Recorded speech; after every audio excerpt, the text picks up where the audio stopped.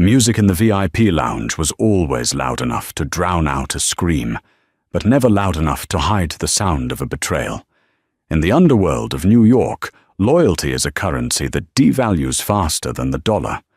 One night, a simple cocktail napkin changed the fate of the Vanzetti crime family forever. It wasn't a bullet or a bomb that brought the most feared man in the city to his knees. It was a girl with trembling hands and a secret that could burn the city to the ground. She had two choices: let him die and disappear, or save him and become his prey. She chose the latter, and when Johnny Vanzetti grabbed her wrist, he didn't just stop a murder. He started a war. The Obsidian Lounge was the kind of place where the lighting was kept low, not for ambiance, but to obscure the identities of the men dividing up the city in the corner booths. It smelled of mahogany, imported cigars, and fear, a scent Ilara Vance had learned to distinguish from the high-end cologne of the patrons. Ilara stood behind the polished black marble bar, her hands moving with the mechanical precision of someone who couldn't afford a mistake. She wasn't supposed to be working the VIP section tonight. Marcus, the usual head bartender, had called in sick with a stomach flu that Ilara suspected was actually a gambling debt he was currently hiding from. That left her alone when the heavy oak doors swung open and the room's temperature seemed to drop 10 degrees. Johnny Vanzetti walked in. He didn't walk like a man. He walked like a natural disaster contained within a three-piece charcoal suit. He was flanked by two men, Sylvian and Dante, but no one was looking at them. All eyes were on Johnny. He was the capo of the Vanzetti family, a man whose name was whispered in fear from the Bronx to the Battery. He had dark hair swept back, eyes the color of cold steel, and a jawline that looked like it could cut glass. He didn't stop at a booth. He walked straight to the bar. The other patrons instinctively scattered, leaving a wide berth. Johnny slid onto a stool directly in front of Ilara. He didn't smile. He didn't look at the menu. He just looked at her, his gaze stripping away her composure, layer by layer. "New face," Johnny said. His voice was a deep baritone, smooth but vibrating with latent violence. "Just covering a shift, Mr. Vanzetti," Ilara said, fighting to keep her voice steady. She knew who he was. Everyone knew who he was. "What can I get you?" "The usual. Marcus knows." Johnny turned slightly to scan the room, his body relaxed, but his eyes alert. Ilara's heart hammered against her ribs. She knew the usual. A neat pour of the 1985 Reserve bourbon, kept in a specific crystal decanter under the counter. She reached for the bottle. As her hand grasped the neck of the heavy crystal, she paused. Something was wrong. Ilara had a gift, a hyper-awareness of detail that had kept her alive during her childhood in the foster system. She noticed things others didn't. The decanter was usually placed on the far left, perfectly aligned with the gin. Tonight, it was shifted 2 inches to the right. And the stopper? The heavy glass stopper wasn't fully seated. It was slightly askew, allowing a tiny gap for air, or for something else. She pulled the stopper. The smell of the aged bourbon wafted up, oak, vanilla, caramel, but underneath it, faint as a ghost, was the scent of bitter almonds. Cyanide. Her blood ran cold. She looked up. Johnny was busy talking to Sylvian, his back half-turned to her. Across the room, in the shadows of a booth near the exit, she saw a man watching. It was Lucaro Ricci, a lieutenant in a rival family, ostensibly here for a peace summit. He was watching the bar, watching her. If she poured the drink, Johnny died. If she didn't pour it, she would have to explain why, and calling out a poisoning attempt without proof was a death sentence in this room. If she spilled it, Lucaro would know she knew. She had seconds. "The drink, sweetheart," Dante grunted from Johnny's side. "Boss is thirsty." Ilara's mind raced. She grabbed a tumbler. She poured the amber liquid. The liquid swirled, looking perfectly innocent, perfectly deadly. She placed the glass on a small beverage napkin. But before she slid it across the marble, she grabbed a pen from her apron. With her back turned to Lucaro so he couldn't see her writing, she scribbled frantically on the underside of the napkin. She turned back, her face a mask of professional polite disinterest. She slid the drink toward Johnny. "Your bourbon, sir?" she said, her voice dropping to a whisper. "On the house." Johnny turned back to the bar. He reached for the glass. His large hand encompassed the heavy crystal. He lifted it toward his lips. Ilara held her breath. "Look down. Please look down." Johnny paused. He hadn't looked down. The glass was inches from his mouth. He was looking at her. He saw the sheen of sweat on her hairline. He saw the dilation of her pupils. He was a predator. He sensed fear. Slowly Johnny lowered the glass, not to the counter, but just enough to look at the napkin beneath it. He tilted the glass slightly. The ink was smudged, but legible. "Don't drink it. Smile and leave now." For a heartbeat, time suspended. The music seemed to stop. Johnny didn't flinch. He didn't look around to see who was watching. He didn't react with shock. A slow, terrifyingly cold smile spread across his face. It was the smile of a wolf, realizing the trap before the cage door slammed. He locked eyes with Ilara. "Excellent service," he said, loud enough for the room to hear. Then he moved with blurring speed. He stood up, abandoning the drink on the bar. But he didn't leave alone. His hand shot out, clamping around Ilara's wrist like a steel manacle. It wasn't a gentle touch. It was a capture. "You're coming with me," he murmured, low and dangerous. "Mr. Vanzetti, I can't," Ilara started, panic spiking.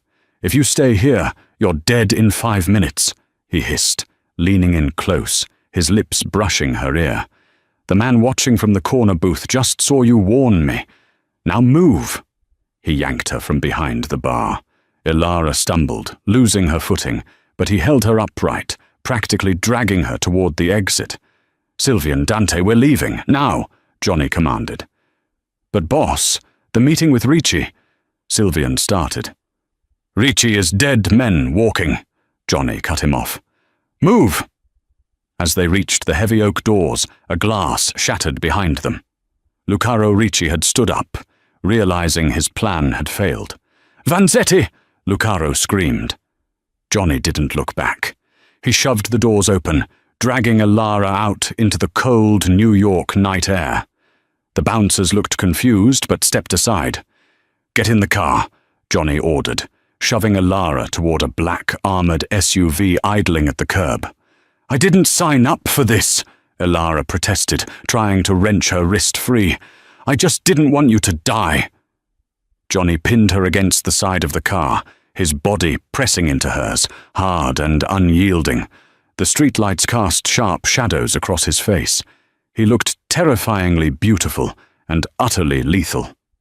"You saved the devil, little bird," he growled, opening the car door and forcing her inside. "Now you have to live with him." As the heavy door slammed shut and the locks engaged, Ilara realized she had made a mistake. She thought saving Johnny Vanzetti would make her a hero. Instead, it had just made her a possession. The engine roared to life, tires screeching as they peeled away from the curb, just as the first gunshots echoed from the club entrance behind them. The inside of the armored SUV was quiet, a stark contrast to the chaos erupting on the street behind them. The silence was heavy, suffocating. It smelled of rich leather and gun oil.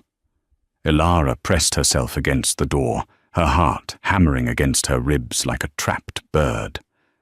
Next to her, Johnny Vanzetti was a statue carved from ice. He stared straight ahead, his jaw clenched, his hand resting casually on his thigh, inches from where a holster bulged beneath his suit jacket. "Where are you taking me?" Ilara asked, her voice trembling but louder than she intended. Johnny didn't look at her. "Somewhere you won't get a bullet in your head." "I need to go home," she insisted, reaching for the door handle even though they were moving at 60 miles per hour. "My shift wasn't over. My manager—" "Your manager is probably dead or answering to the police right now," Johnny cut her off, his voice devoid of emotion. "And if you go back to your apartment, Lucaro Ricci's men will be waiting. They saw you pass the note. In their eyes, you picked a side." Ilara felt the blood drain from her face. "I didn't pick a side. I couldn't watch a man die." Johnny finally turned his head. The streetlights flashing by illuminated the sharp angles of his face. His eyes were dark, calculating, assessing her value. "In this city, mercy is a side, and you just declared war on the Ricci family." He tapped the partition, separating them from the driver. "Sylvian, take us to the penthouse. The main estate is compromised." "Understood, boss," Sylvian grunted from the front. Ilara watched the city blur past, the neon lights of Midtown giving way to the dark, imposing skyline of the Upper East Side. She wasn't a naive girl. She knew who the Vanzettis were. They owned half the construction firms in the city and all the politicians. Being in Johnny Vanzetti's car was safer than being on the street, but it was like seeking shelter from a tornado by hiding in a lion's den. The car swerved into the underground garage of a glass skyscraper that looked like a needle piercing the sky. Security gates opened automatically, recognizing the vehicle. As soon as the car stopped, Dante, the other bodyguard, opened the door. "Out!" Johnny commanded. He didn't drag her this time, but he walked close enough behind her that she could feel the heat radiating from his body. They entered a private elevator. There were no buttons. Johnny pressed his palm against a scanner, and the doors slid shut with a soft hiss. The elevator rose rapidly, ears popping. When the doors opened, Ilara stepped into a space that was more museum than home. The penthouse was massive, with floor-to-ceiling windows overlooking the entire glittering expanse of Manhattan. The furniture was modern, stark, and expensive. It was beautiful, cold, and empty. "Sit." Johnny pointed to a black leather sofa in the center of the sunken living room. Ilara remained standing, crossing her arms over her chest. The adrenaline was fading, replaced by a defensive anger. "I am not a dog, Mr. Vanzetti. You can't order me around." Johnny paused, taking off his suit jacket and tossing it onto a chair. He loosened his tie, the first sign of human comfort he'd shown all night. He walked toward a wet bar in the corner, an ironic echo of where they had just come from. "I can do whatever I want, Ilara Vance," he said, saying her full name with a terrifying familiarity. Ilara froze. "How do you know my name?" "I know everything about everyone who works in my clubs. Ilara Vance, age 24. No living relatives. Foster care system from age 6 to 18. 1 year of chemistry at NYU before dropping out due to financial hardship." He poured a drink, amber liquid, clear ice. He swirled it, looking at her through the glass. "So tell me, Ilara," Johnny said, his voice dropping an octave, becoming dangerous again. "How does a foster kid with 1 year of college know the smell of cyanide well enough to spot it in a crowded bar from 3 feet away?" He took a step toward her, then another. "Who sent you?" he demanded, the glass clinking as he set it down hard on a side table. "Are you a plant? A double cross? Did Ricci send you to save me just so he could owe me a favor?" "No." Ilara stepped back, hitting the back of the sofa. "Then explain," Johnny growled, closing the distance. He towered over her, his presence overwhelming. He placed a hand on the back of the sofa, boxing her in. "Because normal bartenders don't sniff out chemical warfare agents. Tell me the truth. and maybe you leave here alive." Elara looked up into his eyes. They were the color of a stormy sea, turbulent and grey. She saw violence there, but also a sharp intelligence. He wasn't going to hurt her, not yet. He wanted answers. "I didn't drop out of NYU because of money," Elara said, her voice steadying. "I dropped out because I was being hunted." Johnny's eyes narrowed slightly. "Go on." "My father wasn't a nobody. His name was Arthur Vance. He was a toxicologist for a pharmaceutical company in Jersey." Johnny's expression shifted, a flicker of recognition. Vance, the whistleblower. He died in a car accident 5 years ago. "It wasn't an accident," Elara said bitterly. "And he wasn't just a whistleblower. He was being forced to synthesize designer drugs for a cartel. When he refused, they threatened me. He tried to go to the FBI." She took a deep breath, the memory still a jagged shard in her chest. "I came home from school. I found him in the kitchen. He had a glass of scotch in his hand. He looked like he was sleeping." Her voice cracked, but she pushed through. "The smell, it filled the whole house. Bitter almonds. It's a smell you never forget. It sticks to your clothes, your hair, your soul. I knew what it was the second I smelled your decanter tonight. It was the same signature, the same method." Johnny stared at her, the aggression slowly draining from his posture, replaced by a deep, intense curiosity. He wasn't looking at a waitress anymore. He was looking at a survivor. "So you saved me," Johnny said softly, "because you hate them."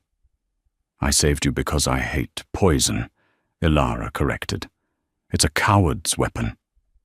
Johnny stood up straight, giving her space. He walked to the window, looking out at the city he ruled. He was silent for a long time. Elara watched his back, the broad shoulders, the tension in his frame. "Lucardo Ricci didn't act alone," Johnny said, more to the window than to her. "He doesn't have the sophistication for cyanide. He's a knife-and-gun brute. Someone supplied him. Someone who knows chemistry." He turned back to face her.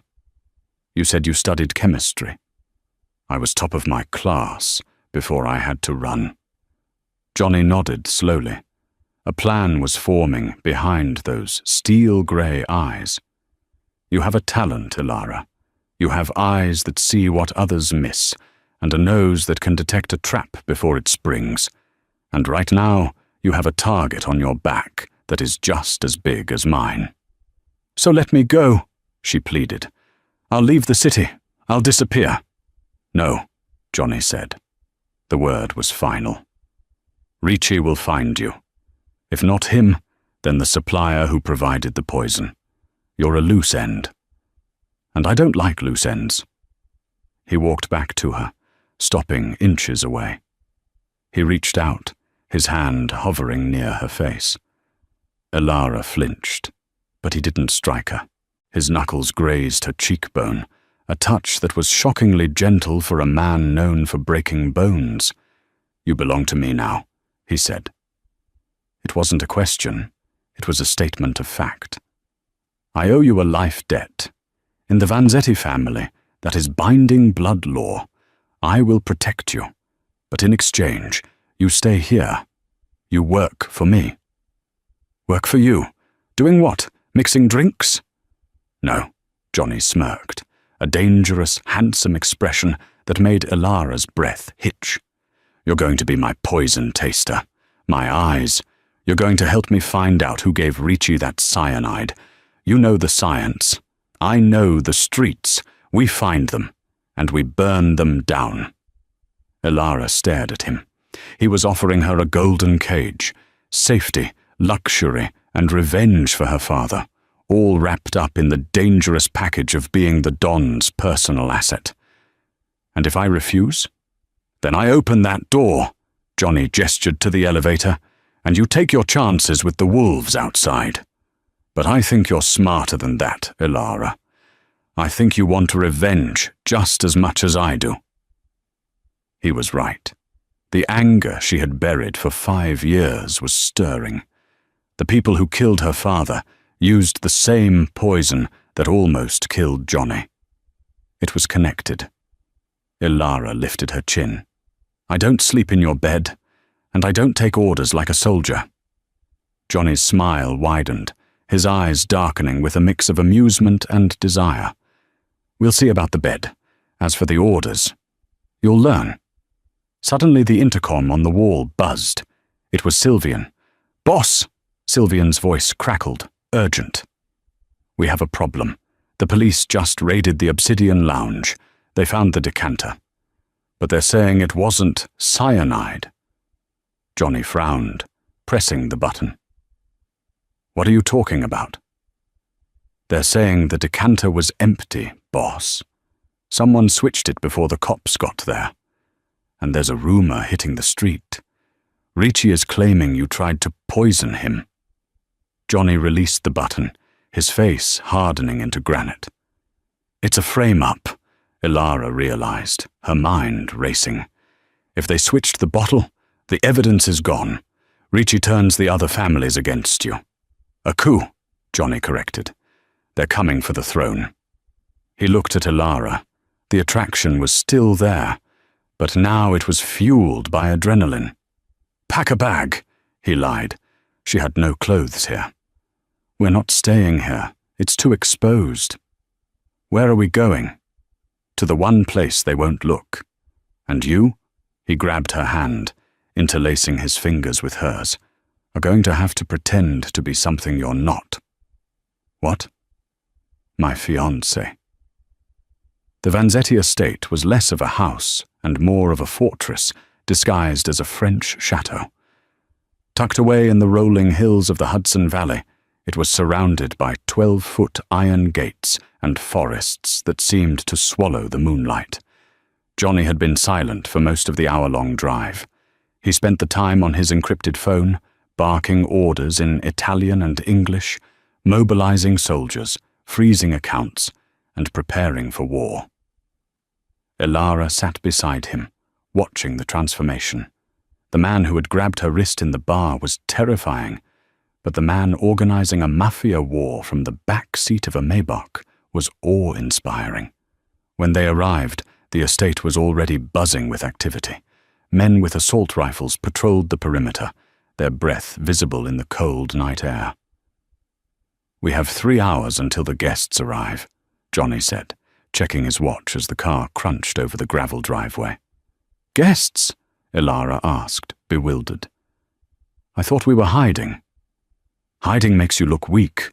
Weakness invites attack," Johnny explained, turning to her. His eyes were hard. "Every year my family hosts the Autumn Equinox Gala. All the 5 families attend. It's a neutral ground, a night of truce. If I cancel it, I admit fear. If I show up with a new fiancé and a smile, I show power. We are going to walk right into the middle of them, Ilara, and you are going to help me find the traitor." Inside, the house was a flurry of staff preparing for the event. Johnny led Ilara up a grand staircase to a master suite that was bigger than her entire apartment. "There is a dress on the bed," Johnny said. "Wear it. A stylist will be here in 10 minutes for your hair and makeup." Ilara walked into the room. On the king-sized bed lay a gown of deep, blood-red silk. It was backless, with a plunging neckline and a slit that went up to her thigh. It was a weapon of a dress. "I can't wear this," she whispered, touching the fabric. "I'm a bartender, Johnny. I don't know how to be. This." Johnny walked up behind her. He didn't touch her, but she could feel his heat. He leaned in, his voice a low rumble near her ear. "You are not a bartender tonight. You are the woman who brought Johnny Vanzetti to his knees. You are dangerous. You are mysterious. And you are mine." He paused, his hand coming up to brush a stray lock of hair from her neck. "Ricci will be there. The man who tried to kill me." He will be looking for fear in your eyes. Do not give it to him. And if he talks to me? You smile, Johnny said, his reflection catching hers in the mirror across the room. And you let me handle the rest. But keep your senses sharp. The person who supplied the cyanide is likely sophisticated. They won't smell like cheap cologne and cigars. They'll smell like money and chemicals. Find them. 2 hours later, Elara looked in the mirror and didn't recognize herself. The stylist had pinned her hair up in an intricate, messy chignon that exposed the elegant curve of her neck. The red dress clung to her curves like a second skin. She wore diamond earrings that Johnny had produced from a safe. Heirlooms, he said, that had belonged to his mother. When she walked down the stairs, the foyer was empty except for Johnny. He was wearing a tuxedo that fit him perfectly, highlighting the breadth of his shoulders. He was fixing his cufflinks. He looked up, and his hand stopped moving. For a long moment, the ruthless Don was gone, replaced by a man struck silent. His gaze traveled from her heels to her eyes, dark and heavy with an emotion Elara couldn't place. It wasn't just lust. It was possession. He walked to the bottom of the stairs and extended his hand. Magnificent, he murmured. Elara took his hand. His grip was firm, grounding. I feel like I'm wearing a costume. Armor, Johnny corrected. He pulled her close, his hand resting on the small of her back, burning through the silk. Tonight, this is your armor. Stay close to me. If I squeeze your hand twice, you move behind me. If I let go, you run. Understood? I'm not running, Elara said, surprising herself. We find the chemist. We end this. Johnny smiled, a genuine, sharp grin that made him look like a fallen angel. That's my girl. The ballroom was a sea of black ties, designer gowns, and deadly intentions. A string quartet played softly in the corner, the music floating over the murmur of conversations that were mostly lies. Elara walked in on Johnny's arm, and the room went quiet. Heads turned. Whispers rippled through the crowd like a wave. Everyone knew about the incident at the Obsidian Lounge, but no one expected Johnny to appear so soon, and certainly not with a stunning woman in red on his arm. Smile, Johnny whispered, his lips barely moving. Elara forced a smile, channeling every ounce of confidence she had ever faked. She scanned the room.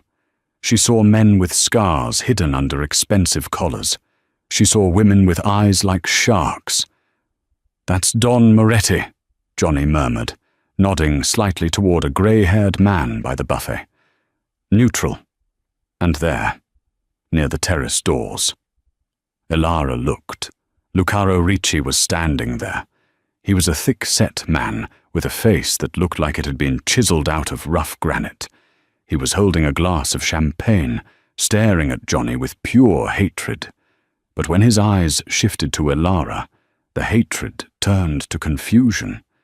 He didn't recognize the glamorous woman in red as the terrified bartender from a few hours ago. He doesn't know it's me, Elara whispered. Good. Keep it that way, Johnny said. They moved through the crowd. Johnny introduced her simply as Elara, offering no last name, no explanation. It drove them mad. The mystery made her powerful. Johnny, a voice called out, smooth, cultured, and slightly mocking. A man stepped into their path. He was younger than the other Dons, perhaps in his early 30s. He was handsome in a sleek, predatory way, with slicked-back blonde hair and pale blue eyes. Alessandro, Johnny nodded, his grip on Elara's waist tightening imperceptibly. I didn't think you'd make it from Chicago. I wouldn't miss a Vanzetti party, Alessandro said, his eyes sliding over Elara with a lingering, uncomfortable intensity.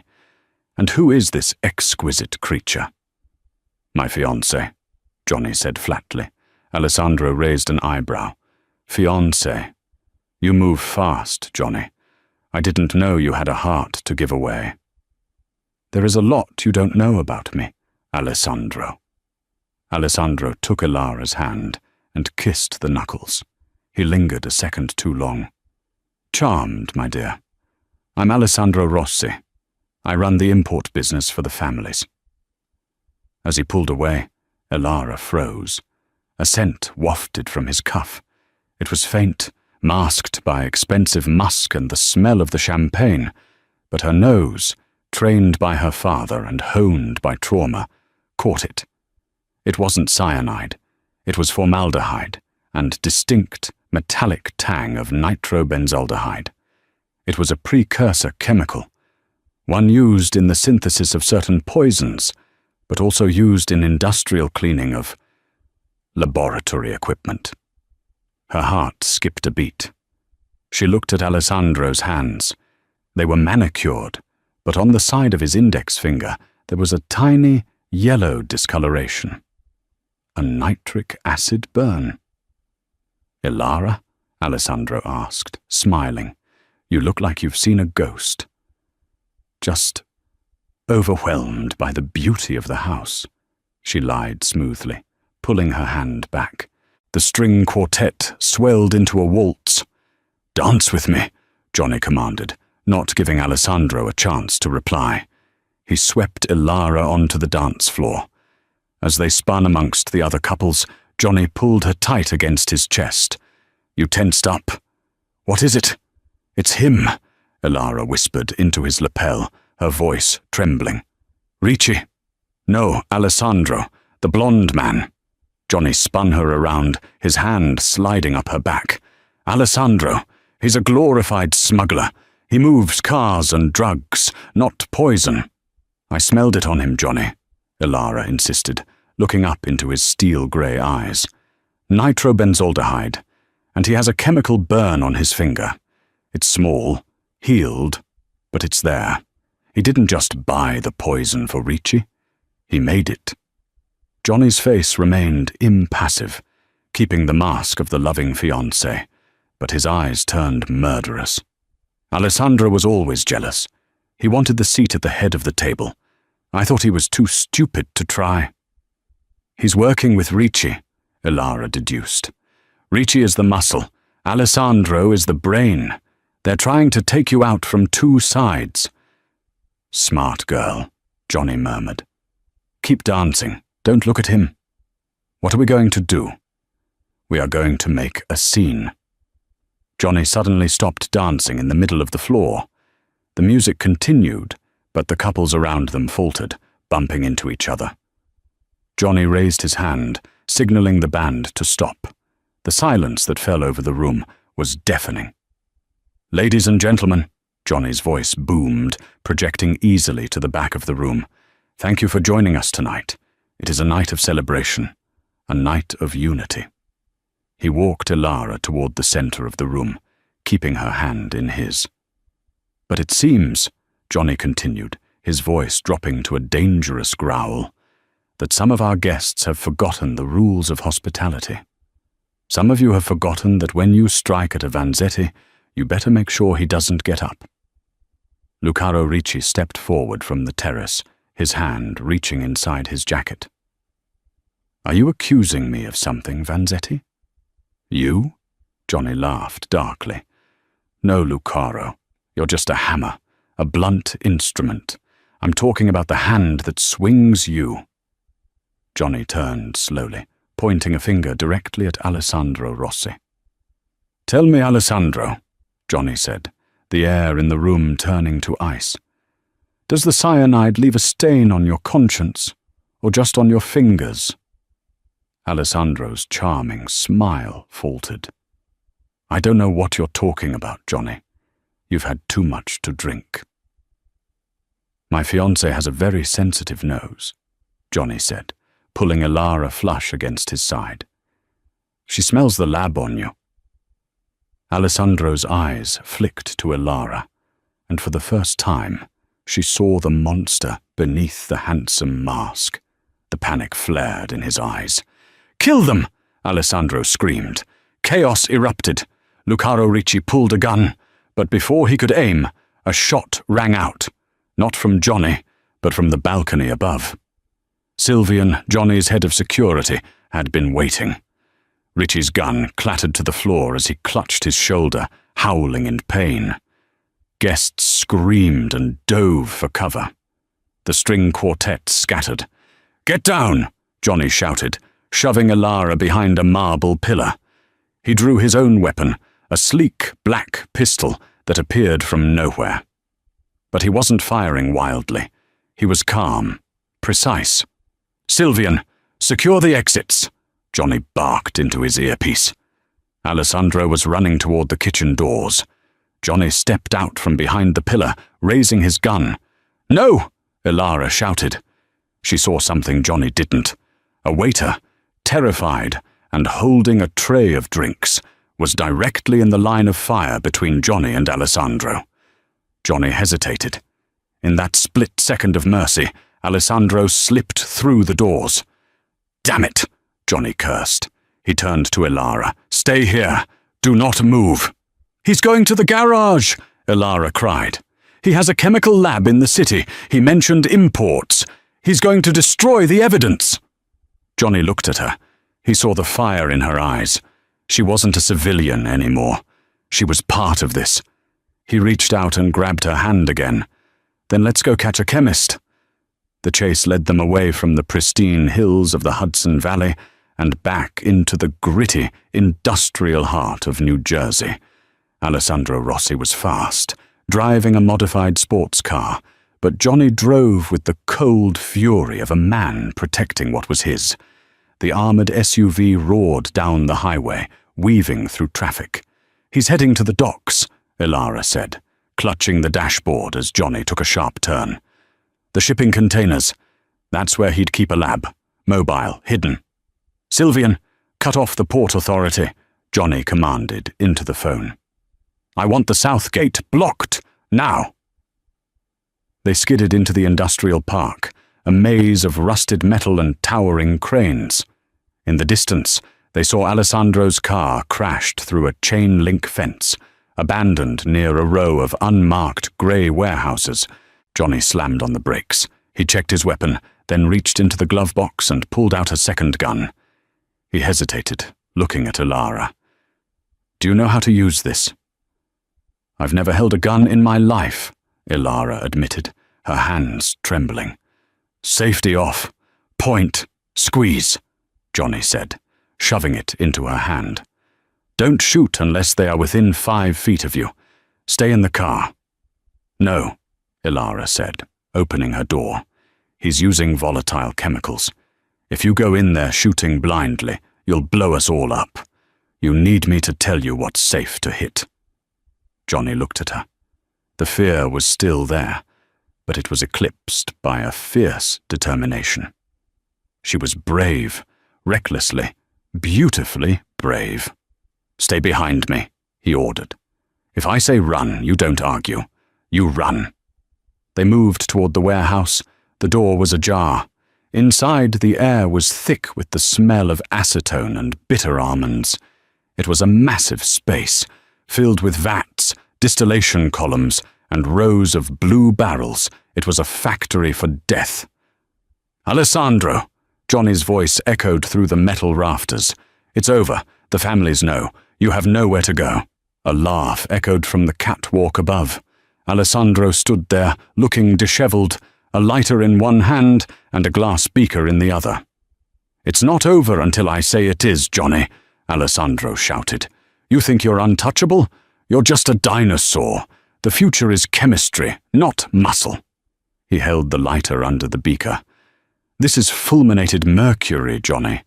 Highly unstable. One drop, and this whole building becomes a crater." Johnny froze. He raised his gun, but at this distance, a shot might cause Alessandro to drop the beaker. "Put it down, Alessandro," Johnny said calmly. "You took everything," Alessandro screamed. "The territory, the respect, and now you come here with your little pet." He sneered at Elara. "You think she loves you? She's a stray you picked up. She'll turn on you just like I did." "She's not a stray," Johnny said, his voice dropping to a low growl. She's the only honest thing in my life." Ilara's heart hammered. She looked around desperately.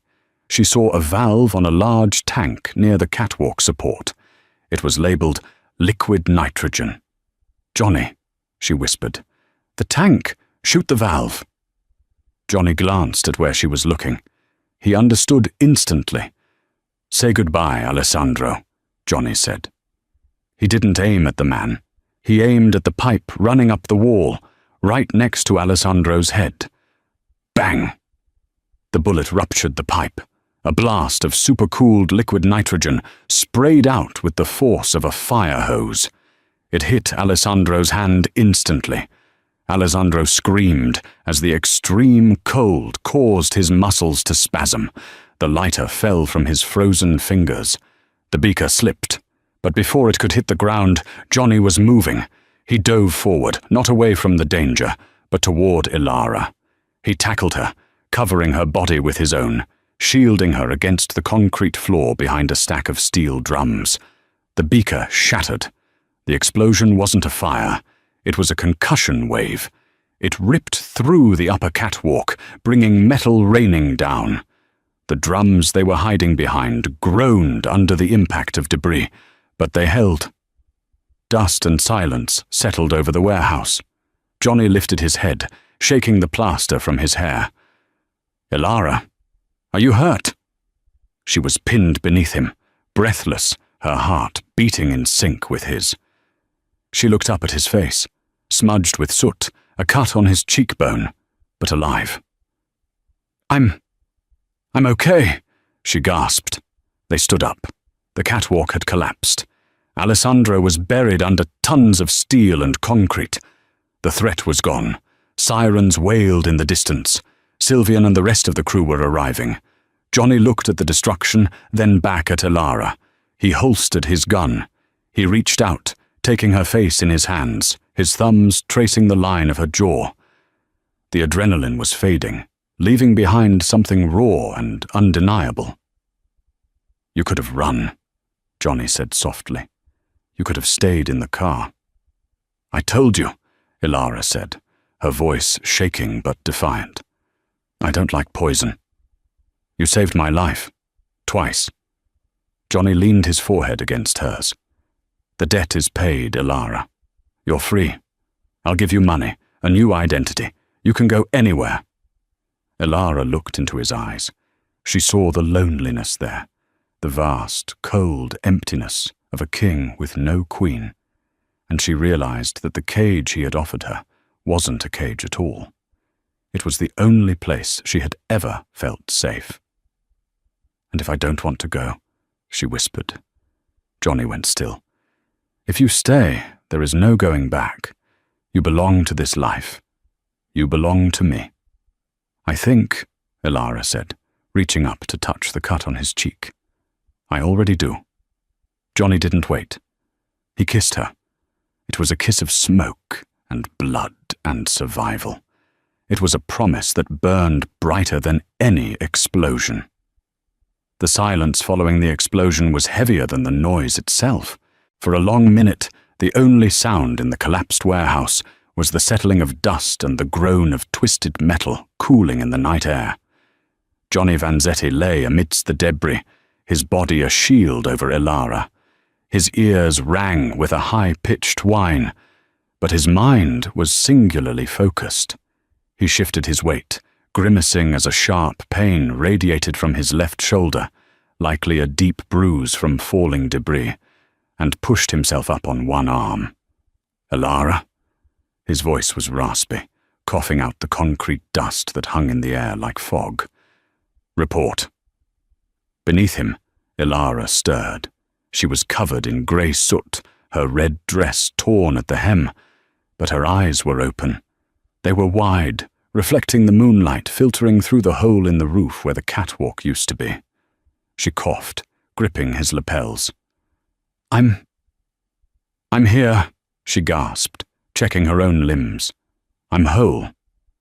Johnny exhaled, a sound that was half relief, half prayer. He rolled off her, sitting back against a pile of intact chemical drums. He looked at the wreckage of the laboratory. Alessandro Rossi was gone, buried under tons of steel and hubris. The threat that had shadowed them for days had been vaporized by physics and nitrogen. But as the adrenaline faded, the reality of their situation rushed in. Sirens wailed in the distance, getting louder. The flashing lights of the Vanzetti security team, Sylvian leading the charge, were already sweeping across the warehouse walls. Johnny reached out, his hand shaking slightly, and brushed a smudge of dirt from Ilara's cheek. "You didn't run," he said, his voice low. "I gave you an order. You disobeyed." Ilara sat up, wincing as she moved her bruised legs. She looked at the man who had just blown up a building to save her. He looked terrifying, blood on his temple, suit ruined, eyes wild. But he was the only thing in the world that made sense. "I told you," she whispered, her voice gaining strength. "I don't leave things unfinished, and I don't leave my partner behind." Partner. Johnny tested the word. It tasted strange on his tongue. In his world, partners were liabilities. They were weaknesses to be exploited. But looking at Ilara, he didn't see a weakness. He saw the woman who had spotted the poison when he was blind. He saw the woman who had directed his aim when he hesitated. Sylvian burst through the smoke, flanked by 4 armed guards. "Boss, we need to move. Police and fire are 2 minutes out. We have a chopper waiting at the private airfield." Johnny nodded, standing up and pulling Ilara to her feet. He didn't let go of her hand. As they ran toward the awaiting extraction team, leaving the ruins of Alessandro's ambition behind them, Johnny made a decision. He would save her one last time. He would save her from himself. The recovery took a week. They holed up in the Vanzetti estate in the Hamptons, a fortress of glass and ocean views that felt a world away from the grit of the warehouse. Johnny had doctors come to the house. He had security tripled. But he kept his distance. He spent his days on the phone, consolidating the territories left vacant by Ricci and Alessandro, calming the other families, and re-establishing order. He slept in the guest wing. He avoided the library where Ilara spent her time reading. On the 7th day, he walked into the library. He was carrying a manila envelope. Ilara was standing by the window, watching the Atlantic Ocean churn against the rocks. She wore one of his white dress shirts, the sleeves rolled up, her hair loose. She looked soft, domestic, and utterly out of place in his violent life. "It's done," Johnny said, placing the envelope on the mahogany desk. "Ricci's organization has been absorbed. Alessandro's assets are seized. The city is quiet." Ilara turned. "And us?" Johnny's jaw tightened. This was the hardest thing he had ever had to do. "There is no us, Ilara. You were a civilian caught in a crossfire. The war is over. You can go home." He tapped the envelope. Inside is a passport with a new name. Elena Vance. There is a bank account in Zurich with $5 million. The deed to a villa in Tuscany. You can disappear. You can finish your chemistry degree in peace. You can find a man who doesn't have a hit list. Ilara walked over to the desk. She looked at the envelope. It was freedom. It was safety. It was everything a sane person would want. She picked it up. She weighed it in her hand. Then she looked at Johnny. "Is this what you want? For me to leave?" "It's what you need," Johnny lied, his voice flat. "You've seen the ugly side of this life, the poison, the guns, the blood. It doesn't get better, Ilara. It only gets bloodier. I am giving you a way out. Take it." Ilara held his gaze. She saw the tension in his shoulders. She saw the way his hand clenched at his side. He was pushing her away because he thought he was poison. He thought he was the cyanide in the crystal decanter, lethal to anyone who got too close. She walked around the desk, closing the distance between them. She didn't stop until she was standing toe-to-toe with him. "You're right," she said softly. "I have seen the ugly side. I saw a man almost die because of a bitter almond smell. I saw a warehouse explode. But I also saw a man who stopped a ballroom full of killers with a single look. I saw a man who dove on top of me to take the impact of a collapsing roof." She reached into her pocket, not for the passport, but for a lighter she had taken from the kitchen. "I know chemistry, Johnny," she said, flicking the lighter. The flame danced between them. "I know that some elements are volatile on their own. But when you mix them with the right stabilizer, they become unbreakable." She held the flame to the corner of the manila envelope. Johnny's eyes widened. "Elara, what are you doing?" "I'm burning my exit strategy," she said calmly, watching the fire curl the paper. The passport, the money, the safety. It all turned to ash and smoke. She dropped the burning envelope into the metal wastebasket and watched it disappear. "You can't protect me by sending me away," she said, looking back up at him. "I don't want to be safe in Tuscany. I want to be dangerous here. With you." Johnny stared at the dying flames, then back at her. The walls he had built around his heart, walls of stone and ice, cracked and crumbled. He realized then that she wasn't just a survivor. She was a queen in waiting. He reached out, grabbing her waist and pulling her flush against him. The movement was possessive, desperate. "There is no going back after this," he warned, his voice rough with emotion. "If you stay forever. You become a Vanzetti. You become a target. You become mine." "I was yours the moment you grabbed my wrist," Elara whispered. Johnny crushed his mouth to hers. It wasn't gentle. It was a searing claim, a promise sealed in breath and heat. He lifted her onto the desk, pushing aside the plans for his empire to make room for the only thing that truly mattered. 3 months later. The reopening of the Obsidian Lounge was the social event of the decade. The press was kept outside, behind velvet ropes, while the interior was reserved for the power brokers of the East Coast. The atmosphere was different tonight. The fear that usually permeated these gatherings was replaced by a respectful awe. The Vanzetti family was no longer just a powerful faction. It was the undisputed authority. Johnny sat in the center booth, the best seat in the house. He wore a tuxedo that cost more than most cars, but his eyes weren't on the room. They were on the woman sitting beside him. Elara looked transformed. She wore a gown of midnight blue that shimmered like liquid under the low lights. On her finger sat a massive emerald-cut diamond, flanked by 2 sapphires. She didn't look like a bartender anymore. She looked like the woman who owned the bar, the building, and the city.